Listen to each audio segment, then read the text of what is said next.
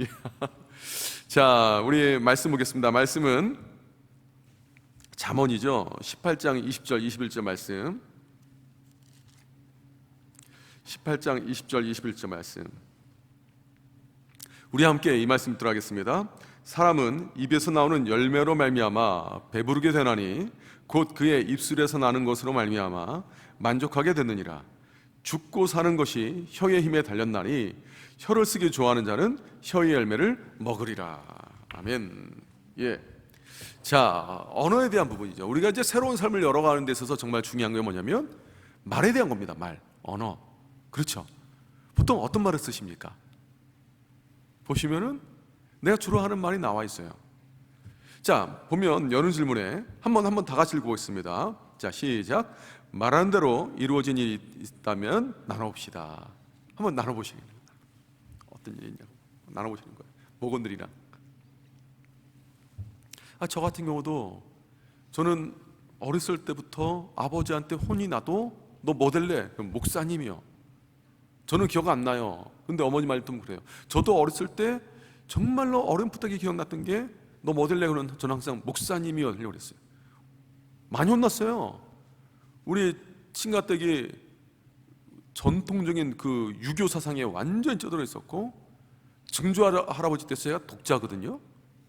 근데 목사가 된다고 하니까 이거 난리가 난 거죠. 게다가 우리 외할머니가 저희 이름을 디모데라고 이름 졌어요. 세상에 무슨 이름이 디모데거든요. 우리 할아버지가 못 받아들이신 거예요. 그래서 영석이라고 이름 지으신 거예요. 그러니까 뭐 노가대 디모도도 아니고 막 이러면서 막 엄청 화를 내신 거예요. 독자인데. 그래도 예. 말한 대로 됐잖아요. 기도할 때도 중학교 때 어머니가 디모데, 저는 항상 밤에 잠자기 전에 손 들고 기도했거든요. 기도 때 하나님께서 지금 되돌아보면 다 들어주셨어요. 심지어는 저희 어머니가 세계 지도를 막 얼굴에 비비면서 기도하라고. 왜 얼굴에 비비면서 지도에 기름이나 묻지? 솔직히 그렇지 않습니까? 그래 했어요. 근데 안 되는 상황에 여러 군데 다니면서 세계도 보게 하시고 공부도 하게 하시고. 이후에 저는 그랬습니다. 제 말씀 여러 차례 드렸을 거예요. 저는 언제 담임 목사 되고 싶다. 하나님께 기도할 때는 하나님 저 40세 되면 담임 목사 되게 해주십시오. 40세 그때쯤 되면 사람에 대한 좀 인간적인 이해가 될 것 같고, 그리고 그때쯤부터 내가 좀 일찍 하고 싶습니다. 기도했어요. 그리고 기도는 그렇게 했는데 제가 이제 교회에서 사역했던 동기들한테 얘기할 때는 40세라고 말은 못하고 나는 40대 초반부터 난 담임 목사 될 거다. 그리고 40대 초반에부터 담임 목사 돼서 40대 중반까지 교회에 기틀 잡고 리더십을 뿌리를 내리고 40대 중반부터 난 그때부터 힘을 낼 거다. 막 그랬거든요. 근데 제 동기 목사님들은 40대 중반까지는 이제 부목사로서 이제 누릴 거 누리다가 40대 중반쯤 보통 교회들에서 40대 중반이나 후반에 담임 목사를 요하니 그때 나가서 잘 목회하겠다 그런 얘기 하더라고요. 근데 그랬죠. 그러면은 아마 50대 초중반부터 힘을 낼 수 있을 것 같은데 너무 늦지 않냐. 난 40대 초반부터 할 거다. 그리고 내가 우리 동기 중에서 난 제일 먼저 담임 목사 나갈 거다. 저보다 나이 많은 동기들이 있었거든요. 동기들은 항상 그랬어요. 자기네들이 담임 목사 나간 다음에 그 다음에 저거 나오라고 그랬는데 아니라고. 난 당신 먼저 나갈 거라고. 그리고 나는 서울에서 목회할 거다. 잠실에서 할 거다.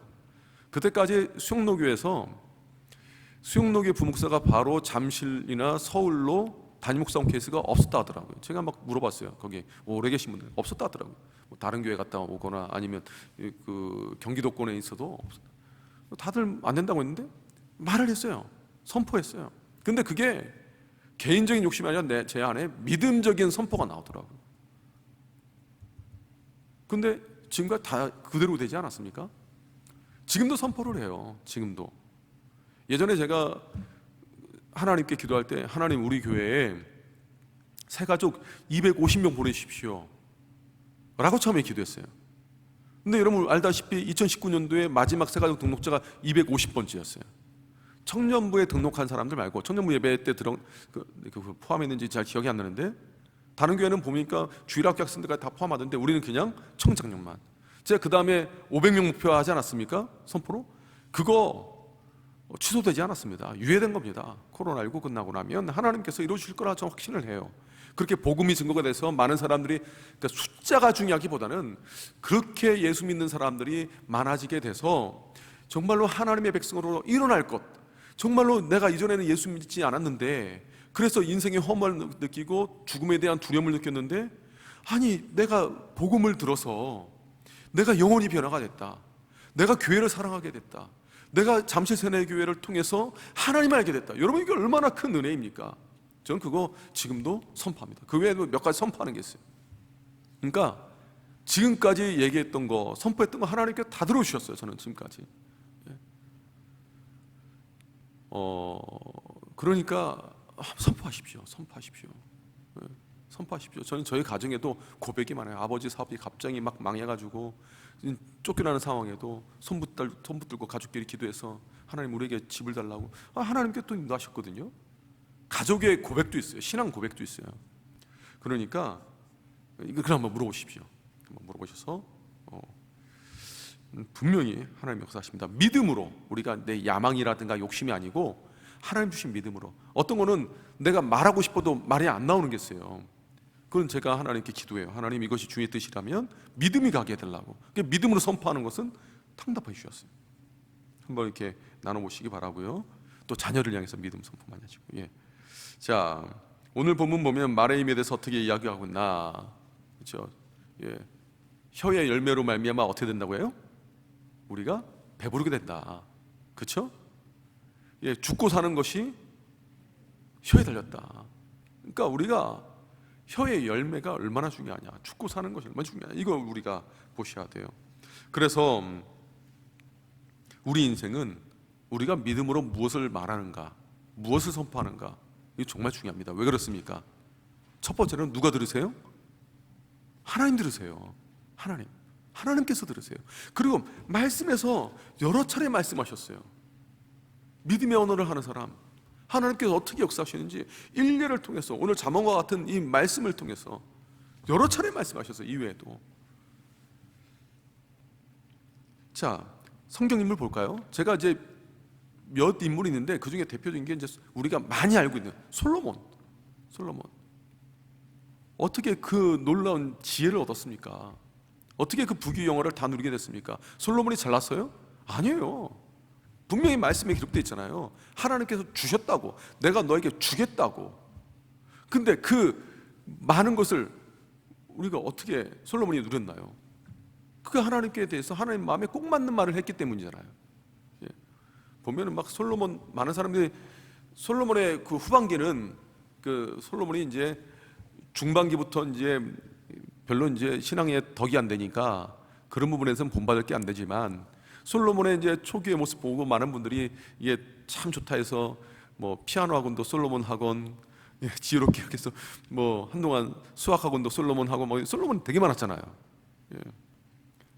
그러니까 아인슈타인 우유가 나올 게 아니고 사실은 솔로몬 우유가 나와야 되는 거거든요. 훨씬 더 그게 지혜로우니까.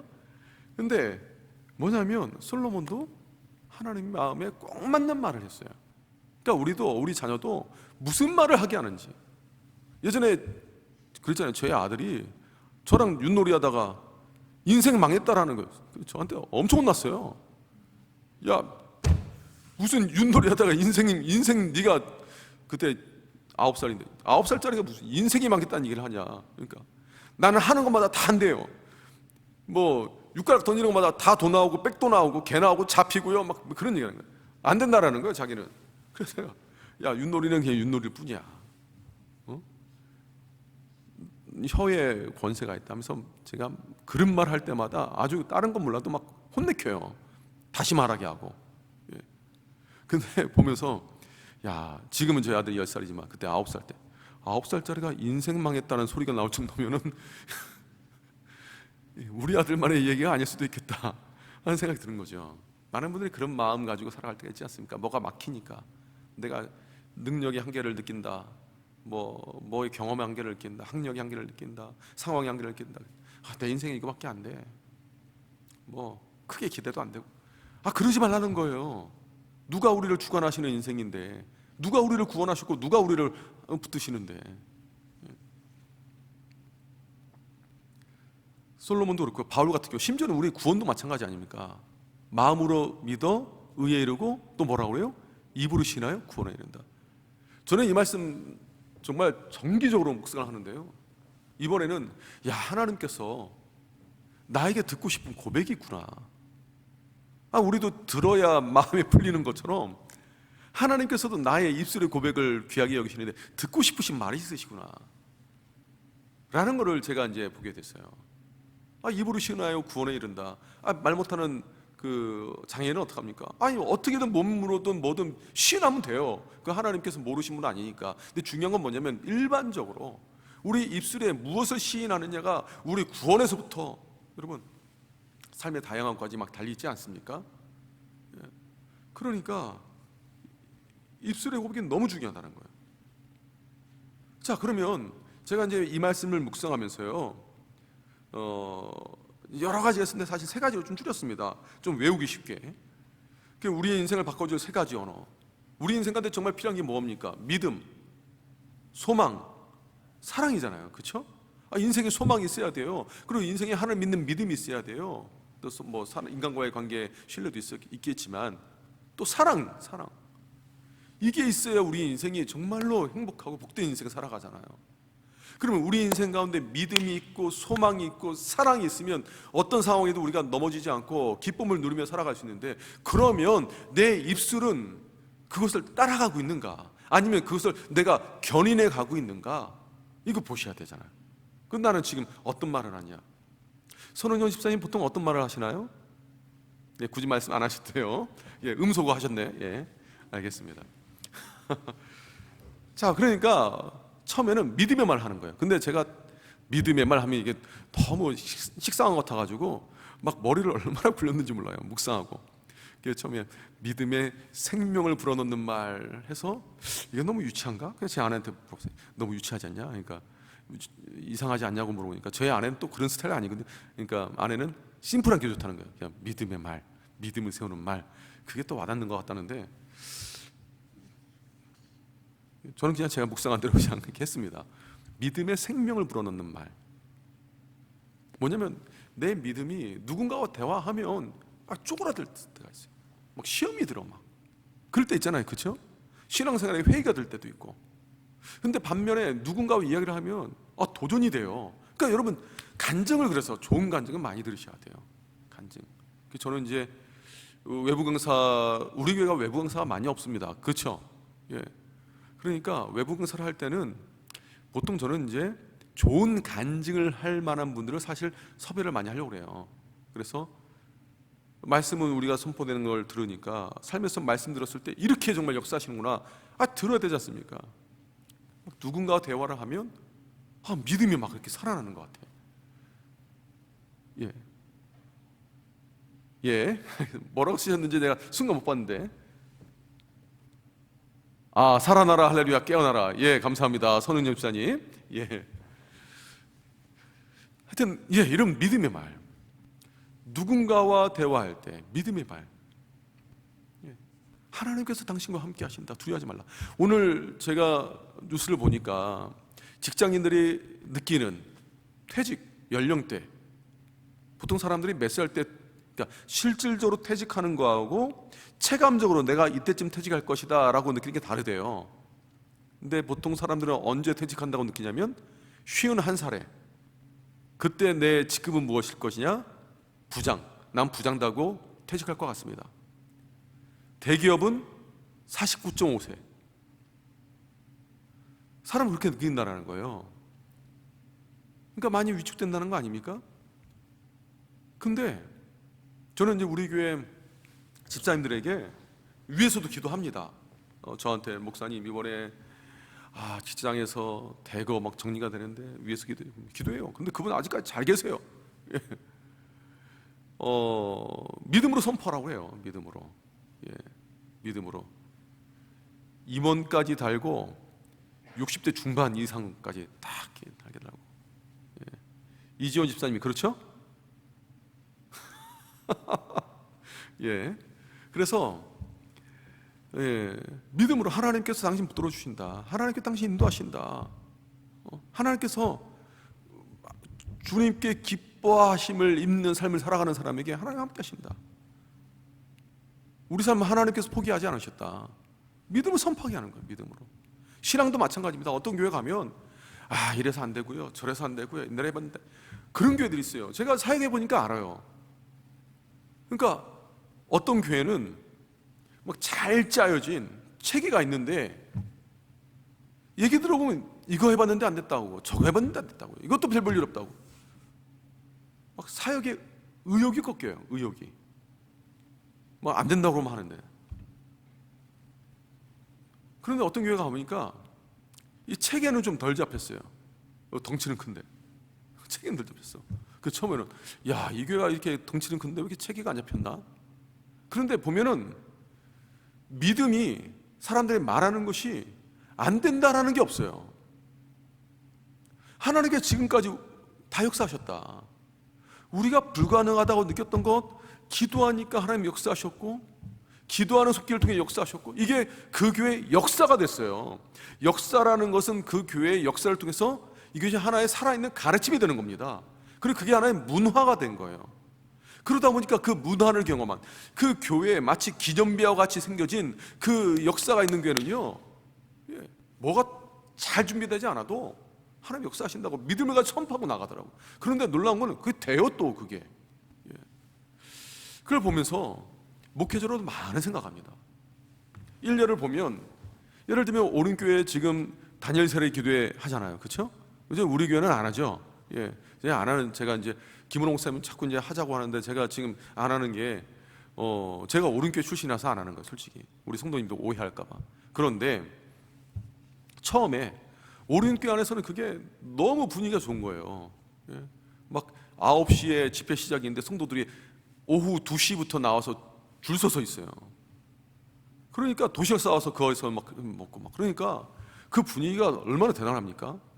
그리고 막 기도했던 게 막 끝나고 나면 이루어지니까 내년이 기대가 되고 막 그래요. 그런데 어느 날 김은홍 목사님이 이거를 외부 교회에도 오픈하겠다는 거예요. 이 좋은 걸, 이 기도의 그걸 연합을 우리만 하면 안 된다. 그래서 저는 처음에 속으로 그렇게 생각했습니다. 아니, 어느 교회가 오른교회가 하는 걸 따라하겠나? 할 수 있으면 자기네 교회가 그냥 해버리고 말지, 왜 남의 교회 하는 걸 이렇게 따라하겠나? 누가 하겠나? 저 그런 생각했어요. 그래서 부정적으로 봤습니다. 그게 안 될 거라 생각했어요. 말로 표현은 안 했지만. 첫 해에는 보니까 38개 교회가 있다는 거예요. 그래서 38교회도 참 대단하다. 근데 네가 올해는 못 가겠다 하는 감이 있었어요. 근데 제가 완전히 틀린 거예요. 14,000교회, 교회가 연합해서 하지 않습니까? 그러니까 막 그 교회들이 막 이렇게 좋아서 하는 거예요. 오른교회가 막 하자 하기보다는, 제가 이제 부산에 있을 때에도 그 교회 막 지역에 있는 개척교회 목사님들이 자기네 노회 안에서 막 소문을 내가지고 막 같이 막 신청하고 그러더라고요. 그걸 보면서 이건 내가 테두리 속에서 내가 갖추고 있었구나. 그때 느꼈던 거예요. 하나님께서 비전을 주신 그 사람을 통해서 역사하시는구나. 제가 지금 어느 교회를 높이고 뭐 그런 차원이 아닙니다.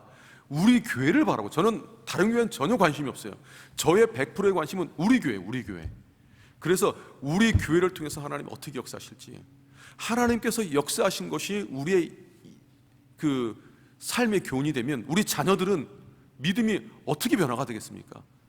우리 부모님 때 이렇게 역사하신 하나님, 우리 교회를 통해서 이렇게 하나님께서 이루신 하나님 바라보면서 하나님에 대한 믿음이 삶에 대한 간증으로 나오지 않겠어요? 믿음의 생명을 불어넣는 말. 그래서 두 번째, 인생을 바꾸는 두 번째 말, 무엇이 있을까요? 소망의 빛을 비추는 말. 이건 제가 고민했습니다. 소망의 빛이라 할까? 소망으로 빛을 비추는 말 할까? 막 고민하다가 그냥 두룽실에서 이렇게 다 설명하자 하는 마음으로 했는데요, 누군가 살다 보면 마음에 그늘진 곳이 있습니다. 그리고 마음에 다들 각각의 아픔이 있어요. 그리고 절망을 느낄 때가 있습니다. 그럴 때에 내 마음에 이 어두운 곳에 하나님의 말씀에 의해서 이 빛을 비춰주는 말을 해야 돼요.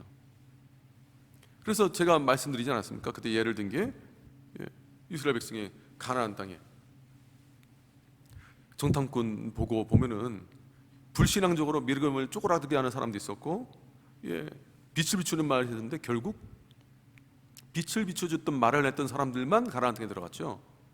이거는 이제 일본과도 믿음과 관련된 말과도 연결됐는데 마찬가지예요. 우리도 선한 말, 뼈에 양약이 되는 말, 그 말 가지고 빛을 비추는 말 해야 돼요. 예를 들면 누군가가, 그런 분은 저한테 안 계십니다. 오해하지 마십시오. 근데 누군가 저한테 와서 목사님 그렇게 목회하시면 우리 교회가 되겠습니까? 라고 한다면 제 마음이 안 좋겠지요. 코로나19 이후에 우리 교회는 3분의 1 토막될 겁니다 라고 말한다면 안 좋겠죠. 그렇죠? 근데 목사님 우리 다시 회복할 겁니다. 하나님께서 우리 잠실새노교회를 사랑하시고 하나님께서 우리 교회를 붙들으셔서 이 잠실 지역에 하나님의 영광 나타내실 것입니다. 아무리 코로나 상황이라도 하나님의 능력을 이길 수는 없습니다. 그러면 이 빛을 비춰주는 말이 우리로 하여금 비전을 바라보게 해요. 하나님께서 아브라함에게도 빛을 비춰주는 말을 하셨어요. 야, 나이가 많아서 아들 못 낳을 것 같다고? 아니야. 야, 네가 대안을 제시는데 엘리멜렉이 너의 후사 될 거라고? 아니야. 너 통해서, 사라 통해서 내가 뭇별과 같이 많은 자손 줄 거야. 빛을 비춰주는 말을 하셨어요. 하나님께서는. 에스겔서 보십시오. 예, 그발 강가에서 울며 탄식할 때 하나님께서 에스겔 선지자를 통해서 비전을 주시잖아요. 요엘 선지자를 통해서 비전을 주시잖아요. 하나님께서 근원적으로 우리에게 원하시는 게 무엇입니까? 우리가 하나님을 통해서 빛을 보는 거예요. 빛을 보는 거. 그런 말씀 하셔야 돼요. 그런 말씀. 예. 감사한 거는요, 처음에는 코로나19 때문에 예를 들면 우리 교회가, 그러니까 앞으로 교회가 막 재정도 어려워질 수도 있고 막 그런 얘기 하잖아요. 그런 얘기 많았잖아요. 놀라운 게 뭔지 아십니까? 우리 교회는요, 코로나19 이전보다 지금이 성도님들이 11조를 더 많이 내세요. 안 놀라세요? 물론 목장 헌금이라든가 뭐 부흥의 특별 헌금 그런 거는 이제 우리 부흥회를 안 했으니까 그렇지만 헌금은요, 우리 오히려 더 그 11조라든가 성도님들의 믿음의 고백으로 나눈 헌금은 더 늘었어요. 그리고 우리가 이미 상반기에 빚을 6억 갚았거든요. 근데 지금 당장이라도 또 6억을 또 갚을 수 있어요. 그리고 하반기 때 또, 하여튼 이거를 너무 이제 자세히 말씀드리면 너무 목회자가 돈 하는 것 같아서 그렇긴 하지만 제가 지금 드리고 싶은 말씀은 뭐냐면 하나님께서 모든 상황 속에서 우리 교회를 견고하게 붙드신다라는 거예요. 이거 저는 기적이라고 봅니다. 그리고 기대가 됩니다. 코로나19 이후에 하나님께서 우리 교회를 또 어떻게 멋지게 빚어가실지 좀 기대가 돼요. 기대가 돼요. 자, 인생을 바꾸는 세 번째 말이 뭐냐? 사랑으로 마음을 보듬는 말. 그래서 누군가의 마음을 알아주는 거. 누군가가 정말 내 마음을, 감정을 알아주는구나 라고 느낀다라면 감동이 돼요. 그리고 내가 그때 주일날에 말씀드린 것처럼 받아들여지는구나, 인격적으로 내가 존중받는구나 라고 느끼게 된다고 합니다. 그렇기 때문에 우리도 사랑의 말을 해야 돼요. 사랑으로 마음을 보듬는 말. 그래서 저는 저희 가족에게는 그런 표현을 많이 해요. 정말. 그 애들은 알아요. 제가 애들한테 현준아 딱 부르면 저도 아빠 사랑해요 라고 말을 해요. 그리고 제가 저희 딸한테 살짝만 쳐다보려고 하면, 근데 제가 되게 느끼한가 봐요. 저희 딸은 막 이러면서 아빠 느끼하니까 일단 쳐다보지 말고 말하세요 이러거든요. 사랑한다는 거 알아요. 그러니까 그런 말, 오늘 정말 수고 많았다, 공부하느라고 힘들었지, 정말 대단하다, 야 아빠는 어때 그렇게 못했는데 정말 대단하다, 뭐 이런 얘기를 하거든요. 제 아내한테도 얘기하고. 예. 그러니까 그런 게 저희한테는 참 기쁨인 것 같아요. 가정 안에서는 저희 아내도 저한테 그런 얘기를 많이 해요. 정말 당신이 우리 가정에 정말 좋은 울타리가 되어서 고맙다. 당신이 울타리가 잘 되어져서 우리가 그 안에서 평안하게 살아갈 수 있다. 뭐 그런 얘기를 해요. 그러니까 지금 제가 이 말씀 드린 건 뭐냐면 목장 안에서 나누시라고. 그러니까 자, 4번 문제 함께 들어가겠습니다. 위 3번 내용을 보면서 믿음, 소망, 사랑의 언어 가운데 내가 잘하는 건 뭐냐 한번 나눠보게 하세요.